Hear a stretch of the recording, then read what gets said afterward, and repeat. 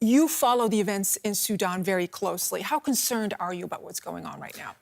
Well, at the right moment, I'm actually very concerned when I see this report, because the worst that could happen now in Sudan is when the people feel being betrayed.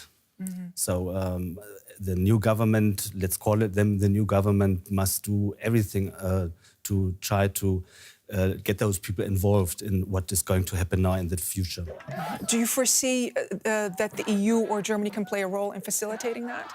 Well, as you said, I'm not a part of the German government, but being member of the parliament, we're asking the government, what are you going to do? Get involved now. That is what we want to, because in the past we always said, don't cooperate with Al-Bashir.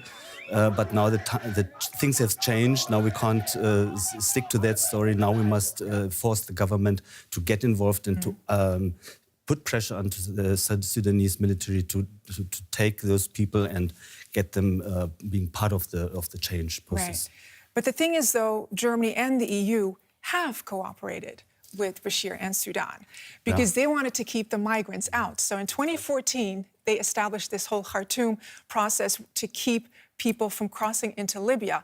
Why was it okay then to get involved with somebody who's wanted by the ICC for genocide?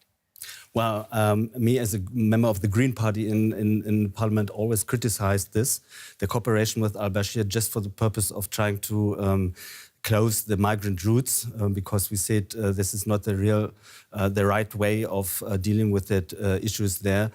We must strengthen the democratic forces and the civil society in Sudan. That money that has been used to close the borders just for purpose of closing migrant routes could have been spent for much better issues in Sudan. How worried are people here in Germany and just in the EU at large that there's not unrest, but there's a lot of demonstrators and a possibility that this could turn in the wrong direction, that it could have repercussions for this continent? Well, I don't think that there are a lot of worries there. But what I think, we must think the other way around.